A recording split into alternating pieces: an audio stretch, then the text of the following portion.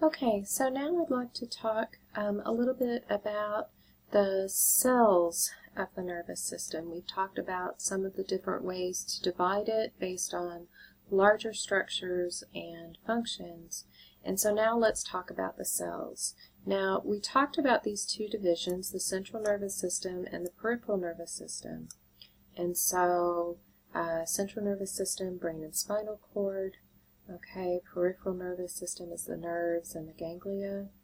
But we're now going to talk about the individual cells that are found within each of those structures. Now, to think about that, we need to think about two things. One, there's neurons, which are the cells that transmit the electrical impulses. And then there are these things called neuroglia, which are there to support all of the cells, or all of the neurons. Okay. So if you look here on your notes packet, we've got types of cells, and under CNS you see 5. And a lot of times what will happen is I'll have students say, but wait, I see this image on page 393 labeled neuroglia, and it only has 4. What's the 5th cell? Well, it's the cell that does all the work. It's the cell that carries that electrical impulse. And so don't forget that the 5th cell is going to be the neuron. And you're also going to see that same cell in the peripheral nervous system. That's the one that does all the work. But now let's go through and let's discuss some of those neuroglia, those supporting cells that help make it possible for neurons to do what they do. Okay. So we're showing the neuron here in blue. Okay. And you can see it extends down. Here's more of that neuron, so it's got a long extension coming down. We're going to see several cells here. So first, yes, in blue is the neuron. Second, we're going to see is this thing called an oligodendrocyte. Okay. And this cell, you can actually see that it's wrapping itself around the neuron. So it's creating what's called the myelin sheath. A lot of times people compare this to electrical insulation around the neuron.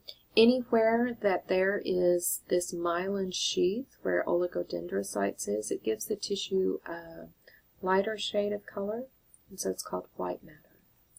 Anywhere that that oligodendrocyte is not typically found, we're going to have gray matter areas. It doesn't have the oligodendrocyte to give it the myelin sheath, to give it the white color. We're also going to see this cell called an astrocyte. We'll learn later in the brain lecture that it's involved in what's called the blood-brain barrier. So you can see it here, it's wrapping around capillaries. But it also does touch the neurons, and it helps to regulate the environment of the neurons. We have a microglial cell, micro meaning little, and this cell is going to go around and gobble up anything foreign, any bacteria, any viruses that happen to make it into the brain, or any sort of cellular debris. If you have some sort of cell that gets damaged and just, goes kaput, microglial cell may come in there and try and gobble it up. We also have these cells called the ependymal cells. We'll learn in the brain lecture that they line brain ventricles, and they help to generate cerebrospinal fluid, which is important in cushioning the brain, lightening the brain, and providing the brain with nutrients. So those are the cells of the central nervous system, both the neuron and the neuroglia. If we go to the peripheral nervous system, well, we're still going to have a neuron here. It is in blue again with its long extension. This time we're still going to have that electrical insulation, the myelin sheath, but it's formed by a different type of cell. Rather than an oligodendrocyte, it's going to be formed by the Schwann cell. Now, here's another picture. The colors are a little bit different. The neuron is actually in yellow. It's shaped a little different, so you can see the yellow going down. Here in blue is the electrical insulation, and that is going to be the Schwann cell.